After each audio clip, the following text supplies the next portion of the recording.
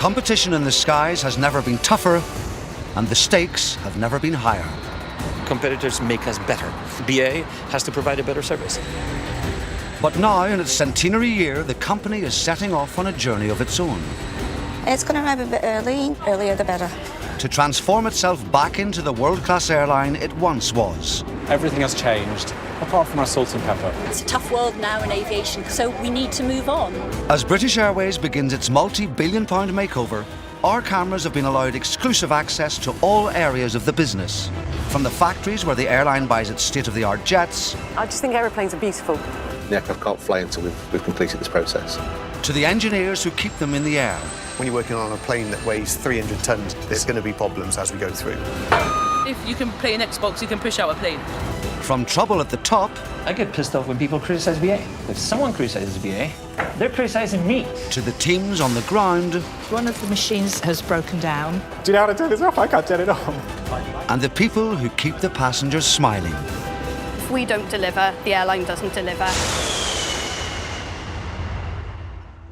In this episode, is the arrival of the airline's new £300 million plane in for a bumpy landing. That's going to be a bit of a challenge. Their design team, their engineering need to assess and come up with a design solution for that. There's turbulence ahead as the pilots are put through their paces. Wind shear, wind shear, wind shear. Go around, wind shear ahead. And there's a flying visit from royalty, if the airline can get their HQ fit for a queen. All the crowds are in position, the press are here. What could possibly go wrong? Make a lot of noise when you see it.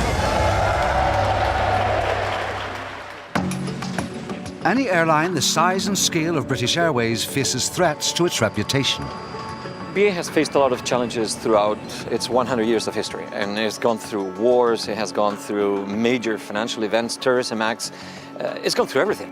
The last few years have seen BA dealing with costly IT issues. They say they have now resolved the technical issue and flights are returning to normal. A record fine from the Information Commissioner.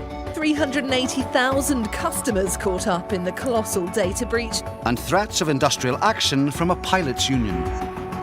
But while the airline contends with those current concerns, it also has to look to the future and the next chapter in its history. And that story starts here, in southern France. This is the Airbus final assembly line in Toulouse, or as it's known by the people who work here, the FAL.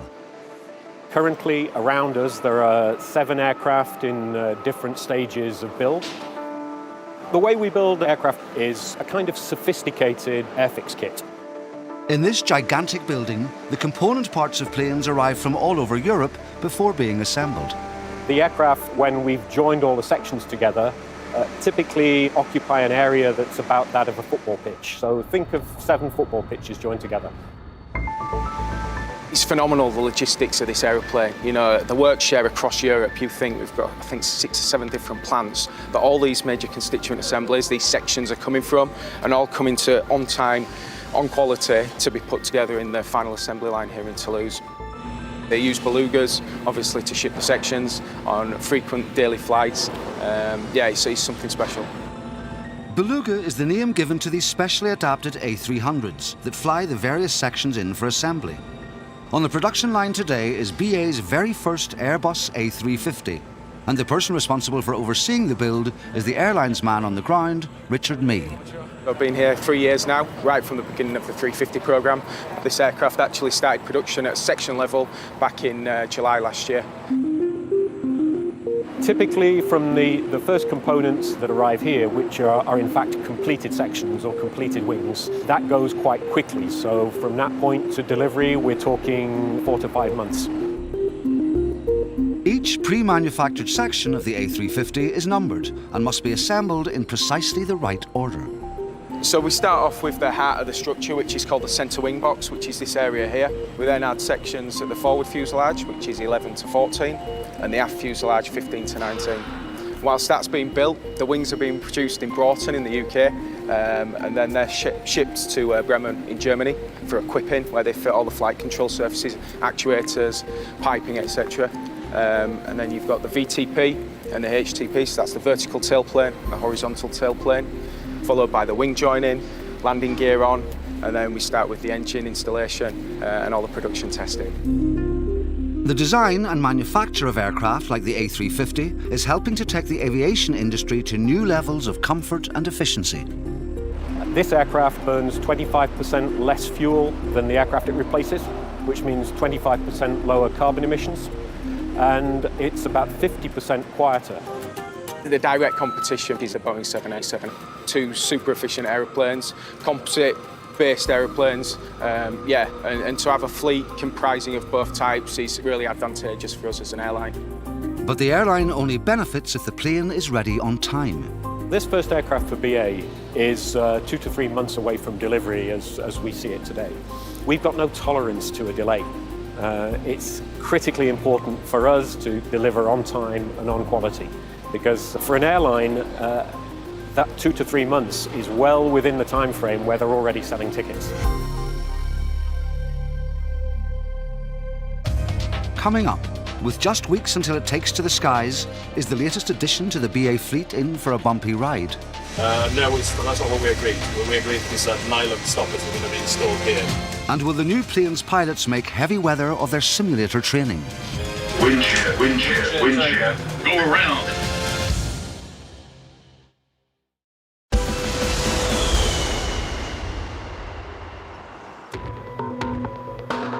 Every 6 months, each of the airline's 4,500 pilots has to come here, to the Sim Hall, a former hangar that's been converted into a state-of-the-art training facility. These simulators cost over £10 million each, and the airline has 16 of them, so the pilots can practice on every type of aircraft in the fleet. This is where pilots hone their skills, and on regular routine checks every 6 months, those skills are rechecked. Today, Phil is putting 2 experienced pilots through their paces. They're part of a group of hand-picked crew who will get to fly the brand new A350 when it arrives. But will they reach the required standard? They're highly experienced A380 pilots, and so we are doing a relatively short conversion just to highlight the fundamental differences so that they can fly that aircraft seamlessly and to the best of its advantage. It's strangely familiar.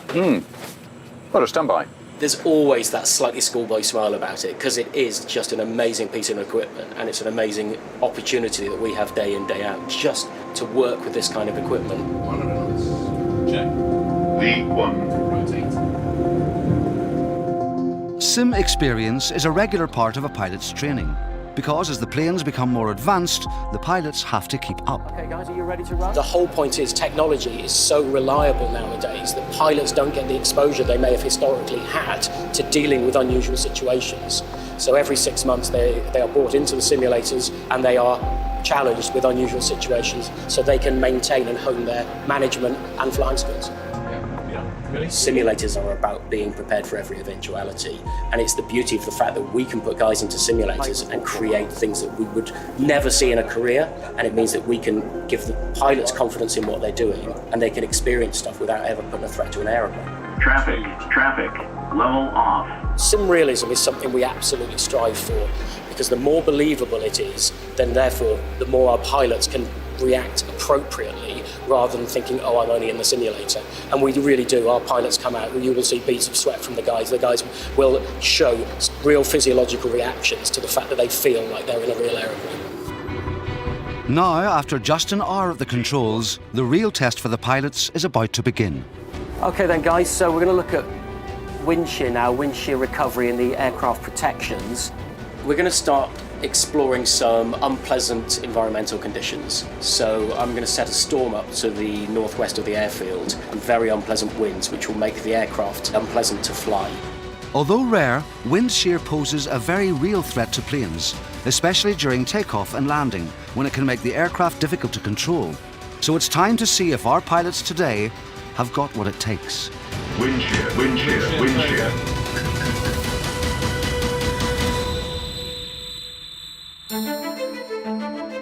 British Airways has a long association with the royal family, from state visits to the official opening of their London headquarters.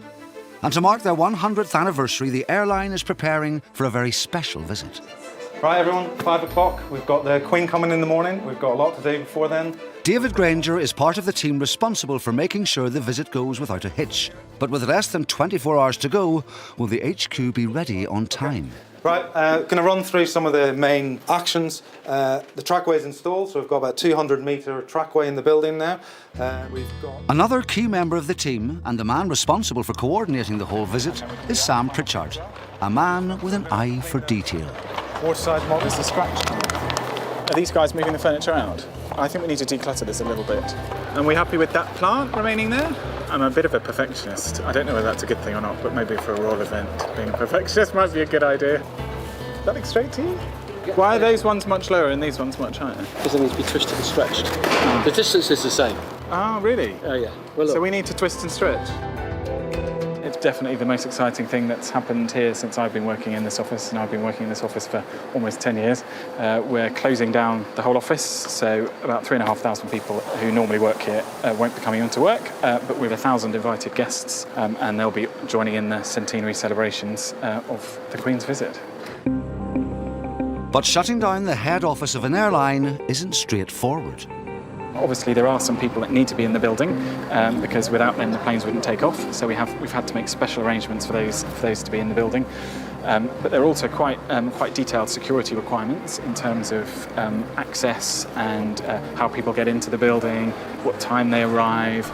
So even that, as a logistical exercise, has been pretty complex. One of the biggest challenges for the team is the building itself.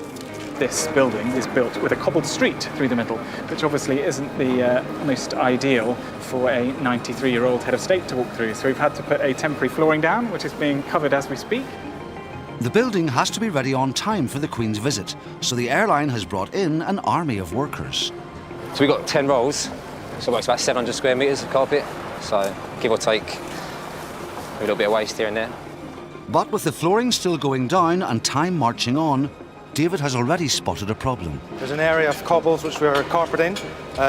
Unfortunately, because of the slope into the centre of our building, there's an uneven part of the walkway. It's perfectly safe to walk on now, but we obviously want to make sure it's as sound as possible. And complications like these can have a massive effect on the team's already tight schedule.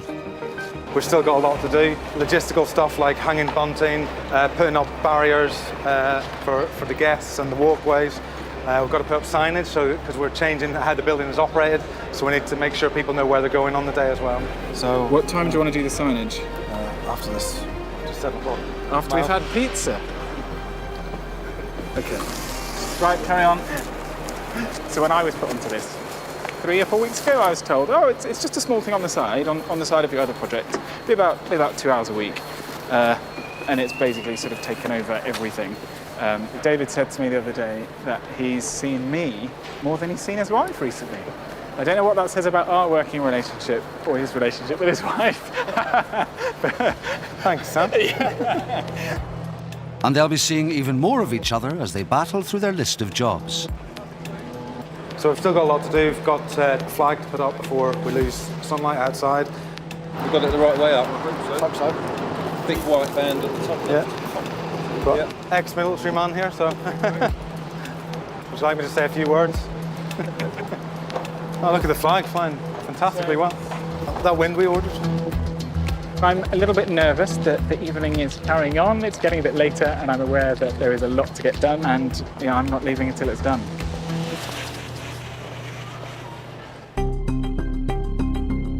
Back in the sim hall, and Captain Phil Ticehurst is about to take the Airbus A350 training to a new level by simulating a challenging scenario for any pilot: wind shear. A thunderstorm or something of that type will have very strong forces, often down and out. Those rapid changes in wind is a wind shear. So we're creating a real disturbance in what is naturally making the aircraft fly smoothly. Okay then guys, I've created a storm which is out to the northwest of the airfield. What are your first thoughts in terms of a go around? We negotiate something with ATC that if we needed to go around, we'd want to go off the left maybe. Absolutely. Fortunately, these aircraft have incredible sensors on them where it will actually sense those threats and give the pilots an early warning so that they can then manoeuvre away from the threat. That heading's probably good if we have to go around. The challenge as pilots is first to understand the technology they've got, but also to embrace that within their normal human skills to react at a controlled pace. So the aircraft will tell him that there's a wind shear issue ahead. Mike will respond wind shear toga. Toga is a short name for takeoff go-around power. So Mike will initiate an aborted landing, a go-around, by calling wind shear toga. Wind shear, wind shear, wind shear. Alpha 4 SRS, go around track. Go around, wind shear ahead. So we can create pretty much anything. We can basically change the weather to our needs. We can create storms, snow, sunshine, sandstorms. We can even create bird strikes, so we can have birds come near the aircraft. And we can also create a host of failures beyond just engine failures, technical failures, electrical failures, all of which is designed to challenge the pilot. The scenario we just carried out in the simulator is something that could happen. It doesn't happen very often. I've had blustery days, but I've not met as severe conditions as we've just practiced in just now. So not surprising, our two guys, they're very experienced Airbus pilots. They had a very good day out today, great performance from both of them. When the first aircraft's ready for delivery, they will most likely be the guys that bring our first aircraft over. Everyone's very excited about it. It's personally a privilege and a challenge that everyone wants to meet. I can't wait for it to turn up. The simulator's great, but there's nothing like getting your hands on the real aircraft when you can actually smell the jet fuel. At Waterside, the airline's HQ near Heathrow, the team are busy preparing for tomorrow's very special guest. The Queen will be arriving on site just after 11 o'clock. She'll be stopping at the Waterside model, so she'll be seeing a model of the building she is in. She will then be visiting the Speedbird Centre, where we've got lots of BA memorabilia from our 100 years of history. The Speedbird Centre houses the airline's heritage collection, and in honour of Her Majesty's visit, they've laid on a special exhibition of some previous royal encounters. In 1947, she came down to London Airport to name an aircraft. It was named Elizabeth England. And here she is actually performing the ceremony by pouring some cider over the aircraft nose. But this is the original paperwork from the arrangements for the day, saying the Princess will be happy to come and name your aircraft for you. At the end of the visit here, we'll ask her to sign the Royal Visitors Book. We'll ask her to sign at the back here after that last flight from Singapore, which was in 2011. And there it is there, her signature back in 2011 with the Prince. So she'll sit down, hopefully, and sign the next page so we can bring it up to date, which is rather nice. As part of the celebrations, the team will be displaying a unique piece of aviation history. One of the key things that we're putting in place is Concorde nose cone. So it normally sits in a quite discreet part of our headquarters. We're moving that from one end down to where the Queen and our Chief Executive and Chairman will give a presentation and unveiling of the plaque. But it wouldn't be complete without its pressure-sensing tip, known as a pitot tube. And this pitot tube fits right on the nose of Concorde, and actually we're going to attach it with our colleagues from Properties onto actual Concorde radome for Her Majesty to see when she comes down the street tomorrow. Hello, Jim. Have you got the pitot tube? Here it is. Okay. So, received in good order. Thank you, Jim. This is the sheath that covers it up there. So I need it back after Her Majesty's visit in good order. Of course. We'll take very good care of it. Please, thank you very much. Okay, thanks, Good Jim. luck. I'll come and see it. Okay, thank you. And with the final bit of the puzzle installed, this iconic piece of avionic history takes pride of place.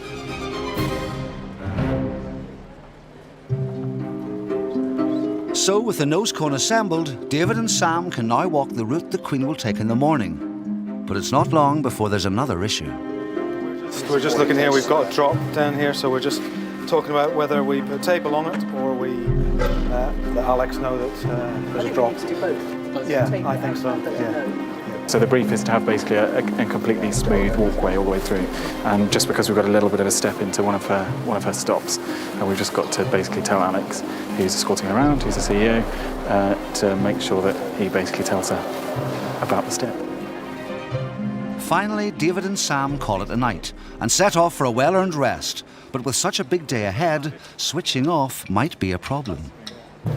I don't want to do auto-tuning. It's how do we turn off a television? This is so bad. If the Queen comes in and it says no stored channels found, I mean, that is just not good. Now it says weak signal. We can just unplug it. Oh, look. Can I do that? Yeah. No controls here, actually.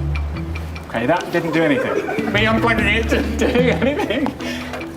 because this is the first thing the Queen's going to see when she walks into waterside. And in a minute, it says, "Oh yes, we got it off! Yes!" Did that work? What did you do? What did you press? I took power out. You took power out. Right, next. Coming up, Judgment Day for the A350. Will the plane be up to scratch? Somebody's wondering about the screwdriver and dinging my lovely air. Well, yeah. And the impending royal visit calls for a bit of crowd control. If you're not a yellow, move to the side. If you're yellow, follow me.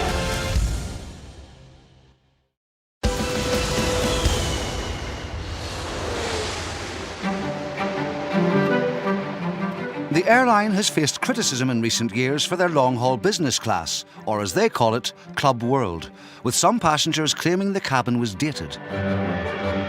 So with the arrival of the A350, the airline has refreshed the club cabin with a brand new seat, and it's made here in Northern Ireland.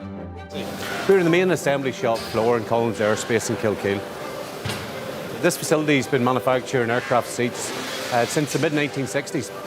We produce about 120,000 seat places per year. That's roughly about a seat every 2.5 minutes. Yes, we've had a long-standing relationship with British Airways. We've been manufacturing seats for them for at least the last 13 years.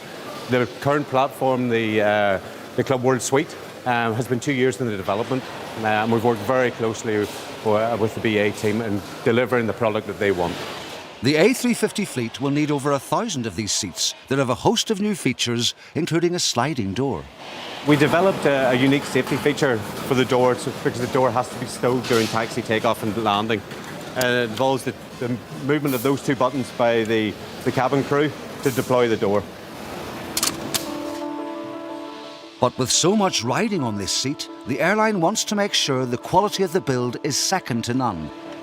I have certain qualities that need to be met. There's certain things that BA like to see, so obviously all the stitching needs to be correctly, they all need to be in line, the headrest needs to be touching, and this bottom leg rest cover needs to be touching the backrest, so when it's fully extended, it's the most comfortable. And then this side preference needs to be nice and tucked in, and no creases on it as well. Before it's signed off, every aspect of the new seat, no matter how small, has to be checked and confirmed it matches with the specifications set by the airline. Okay, so this is the force gauge. It's a resistance gauge, and we use it to check that the door is not too loose or it's not too tight. So this one's 7.7 and our tolerance is 10, so we're well within tolerance. So this seat's going good so far. We don't currently have no defects in this seat, which is very good. So hopefully it'll stay that way. This is the 205th suite up the end of the production line, and it's now been boxed up. It's through the quality inspection, and it's been boxed up now to be put on the truck and taken across to Toulouse to be installed in the aircraft.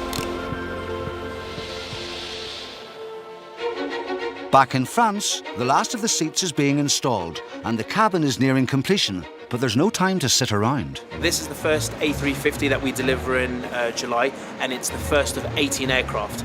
And for me personally, seeing all the hard work over the past 4 to 5 years coming together, and there's actually the output from that, I think it's just been great.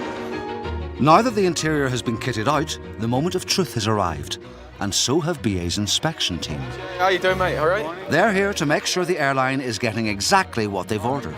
This is the opportunity for us to review this cabin, and it needs to be perfect. We've got some technical experts from engineering, but also the product and design team, so they'll be able to inspect and confirm that what we've got is what we signed up to. So at the moment, I'm just checking that the door runs freely on its runners. There's no bumps, there's no shuddering. It's a smooth, free movement, no noises as it does that. And then the other thing I'm checking is for the latching that it goes into its correct takeoff and landing positions. But just when things look like they're running smoothly, there's always a catch. Just the latching mechanism, it's a bit stiff. I'm not happy with that, so we'll get the seat manufacturer to have a look at it, or for Airbus, because they've done the installation, and they'll have to continue to work it until we get exactly what we're looking for. We've got a real specific attention to detail, right down to the trim finish. It's absolutely meticulously inspected. Let's be honest, I'm not expecting to find a seat missing, but if we find something today or any other team find a defect today, we have what we call a customer logbook, and we can raise that defect of finding an Airbus, and the suppliers together must collectively come up with a solution to that. So I'm just going to look at what they call the non-textile flooring, so it's called NTF and it's in the galleys, and we're going to have a look at that, making sure it's been installed correctly. And it's not long before Richard spots a problem. That aft corner seat's missing sealant. Oh, good. Yeah. I'll wait down. So it's just for the sealant finish, it's not uniform across the back. So obviously, being a galley area, wet area, it's imperative that, it's going to function. So they just need to reapply some sealant there, really. So every minute flaw is now being pointed out and logged. But could this lead to some hard feelings? It's about having those really difficult conversations, and then we can say that we've delivered the best aircraft, the best A350, the best product for the airline. No, that's not what we agreed. What we agreed is that nylon stoppers are going to be installed here to avoid clashing with door hinge moving in the left-hand side. That's the challenge. It's about doing the right thing. They want to do the right thing for Airbus. They want to deliver a world-class product. We want to receive that and operate it, and our passengers want to share that experience. Did we know about this, Danny? What we're saying? We knew about this plan. This is the first time I've ever seen this. Yeah. What I'm lost with is, was this not proposed, with part of the acceptance that this is what the aesthetic look's going to be? And no, not this detail. Not this detail. Right. Okay. As the inspection continues, the list of imperfections gets longer. No one can just open this door for us. I don't know. You told me that you have an issue to put the panel. This door should be a push latch, so you push it should open. It doesn't do that. This latch is too hard. The blackouts are not colour matching with the background, and this is a customer-facing monument, so it has to be absolutely perfect. But despite how it might look on paper, the team are actually very impressed with the work so far. Yeah, genuinely a bit of a wow factor.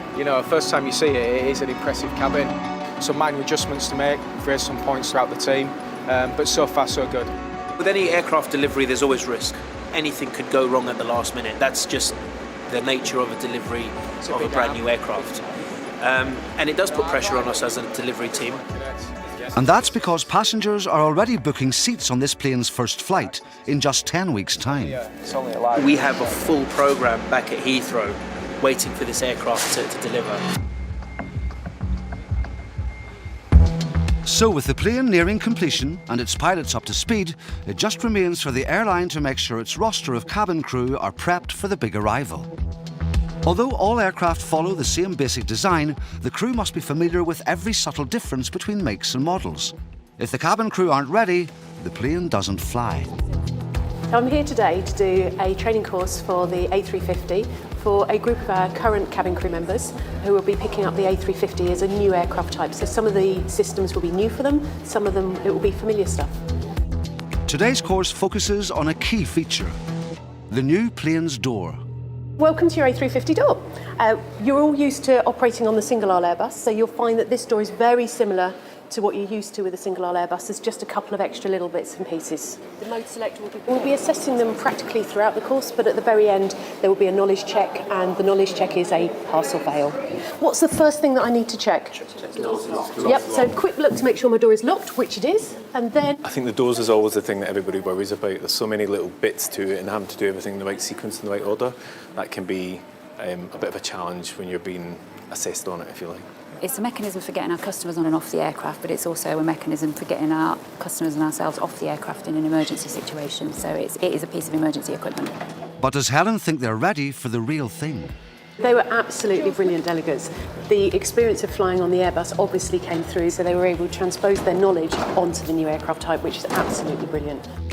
We've got a few more bits to do on the rest of the course, make sure they're ready for that validation at the end of tomorrow. But on the door side of things, they're going to be good crew.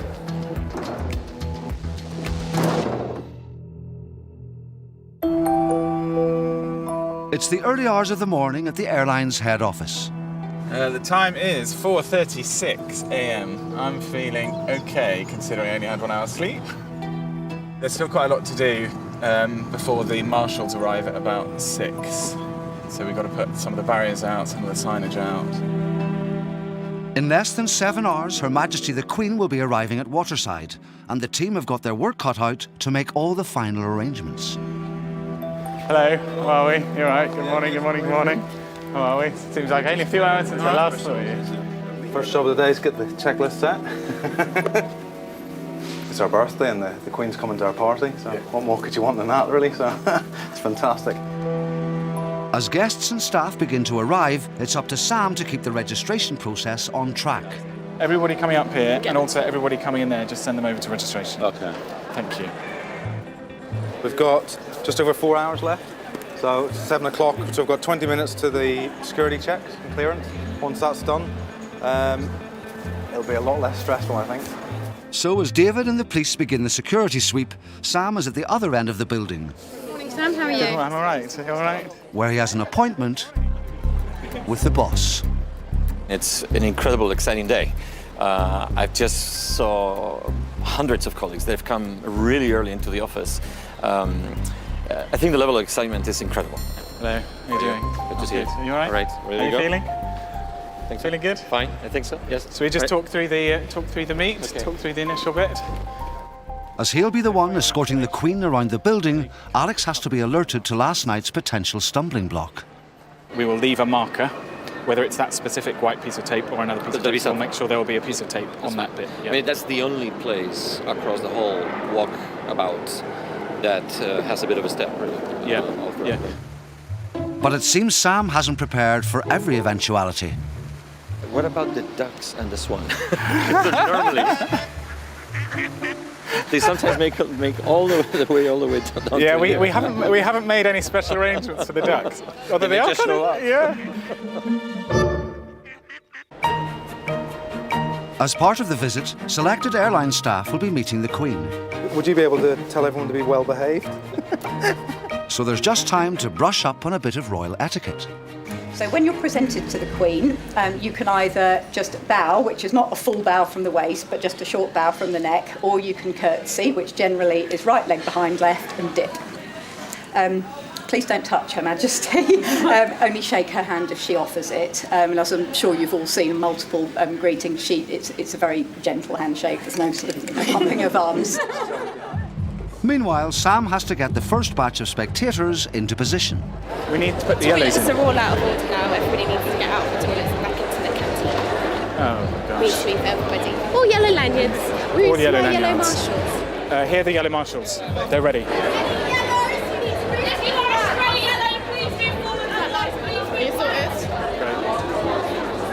If you're not a yellow, move to the side. If you're yellow, follow me. All yellows, yeah. This is the busiest bit because this is the biggest group and it's the most chaotic because we've got all the people in the restaurant. So it will be less chaotic after this.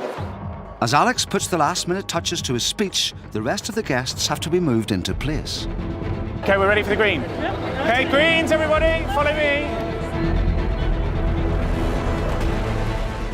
Right, so 35 minutes to go. We're just doing a couple of final tweaks, making sure that everybody's in the right place. I'm going to go and get a management committee who are going to meet the Queen first. And they're hopefully now waiting for us, so we're just going to go and get them. Okay, so are you ready? Yeah. Do it off the carpet, please, off the carpet, yeah. Alex is there, the Lord Lieutenant is there, the MC are there, all the colleague meet and greet groups are there. All the crowds are in position, the press are here. What could possibly go wrong? Coming up, with the royal party on final approach, there's excitement at the airline's HQ. The Queen is in the building, ladies and gents. And there's a new arrival as BA's brand new A350 finally touches down.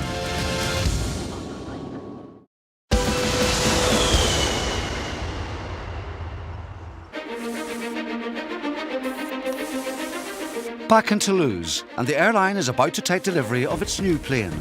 It's had a final coat of paint, and build and delivery manager Richard has been checking that the issues spotted in the cabin inspection have been sorted. One of the first ones we found was on the galley ovens. We found it clashing with the door.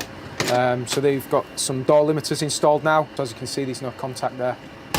One of the other items that we found during the cabin final inspection was the sealant finish in the galley area. It's crucial that this is watertight, so they've redone all the sealant to ensure that that is the case. We had a slight issue just with the latching on the sliding door, which is a new feature of the seats, and as you can see, that's all been resolved now. Works perfectly. Final check of the Club World kitchen. As you can see, all those final touches have now been corrected. everything's finalised and it's perfect, absolutely spot on.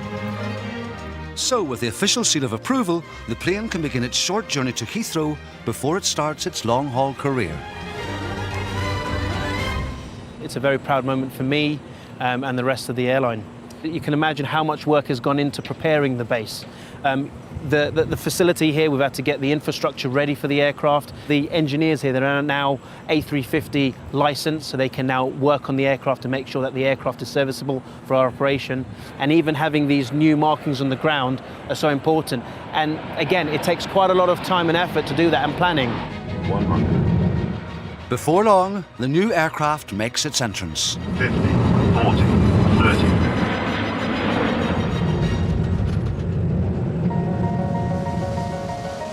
It's a long time coming. It's been fantastic to actually finally get my hands on the aircraft. I mean, not just myself, but the whole airline has spent an awful lot of time preparing for the arrival of the aircraft. To finally get to the day when we bring it to Heathrow, you know, marks the closing of one chapter and the beginning of another, really, for the airline. With the plane in position, an excited staff and press get a chance to take a look on board. It's a complete step up from the old double cabin for sure. Yeah, you can still smell the kind of brand new airplane smell, which is great. For us nerds, that's amazing, isn't it? The press have been all over the cabin today and they've absolutely loved it, and all the feedback I'm getting so far is really positive. Definitely feels wider, doesn't it? It does feel wider. We've spent extra time with the cabin crew, going through all the different stowages, really getting to know the aircraft so we can explain to all the other cabin crew and all the other instructors exactly how the aircraft works. Richard has even flown over from Toulouse to welcome the boss on board. And what do you think of the suite itself? The club suite? I mean, it's great, it's huge. The fact that you can be watching TV throughout the whole time. Excellent. Makes a huge difference. What's most exciting to you? The most exciting bit for me, I think, is this sliding door feature. I think the guys in design have done a fantastic job. I mean, this is super exciting. This is really where we want to be. To see the aircraft now finally at its brand new home at Heathrow is just a very proud moment, but also exciting. I will never forget this day for the rest of my life. But for Richard, it's not quite the end of the story. You know, it's a sense of pride more than anything for us, but we've got another 17 of these to deliver, so my job's not even halfway through. So I look forward to that challenge that brings.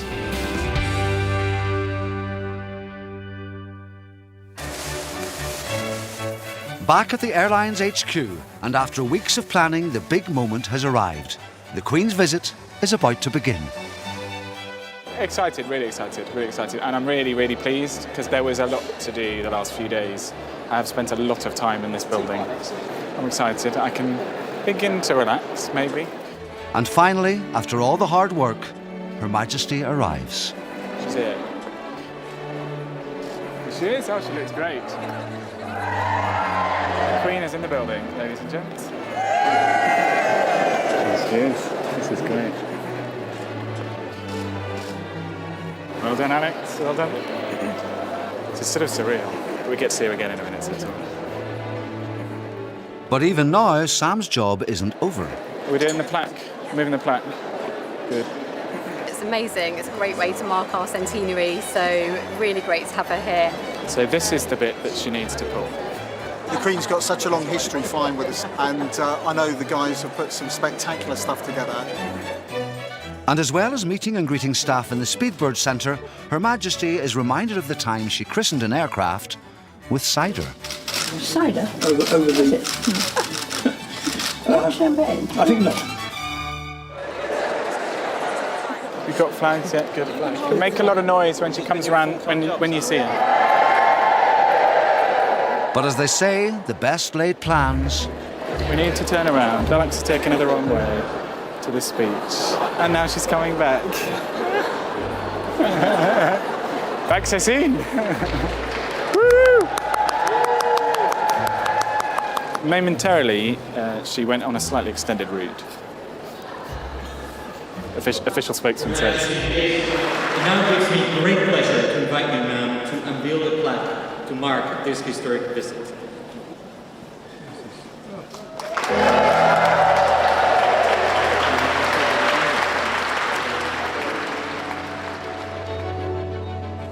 And then, after marking 100 years of the airline, the Queen departs for her next royal engagement.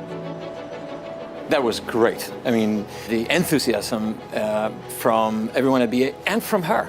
She was asking questions from our staff. An incredible event. It went by really quickly, but it was really fantastic. Those individual conversations she had with engineers, with pilots, cabin crew, the time that she spent here in our museum, looking at her own history through the pictures that we have. She has spent quite a bit of time with us, and I think she really enjoyed it. Well, it was a bit of a blur, but a wonderful blur, actually. And of course, the day wouldn't have been complete without that all-important signature. So there's her signature today. Huge success. It's an absolute privilege to be part of it. Everything went to plan. The only minor tweak was the slightly longer walking route, but I think that was fine. Everybody laughed at that. I think even the Queen gave us a smile, so that was good. It meant I got to see her a couple more times, so can't complain at that. I have to tell you, I was so excited, and in my head, I just wanted to make sure that we were covering everything, and I forgot I had to give a speech. But we recovered. And it was a really rewarding experience to see everyone there and to welcome her and to cheer for her. I think it was fantastic.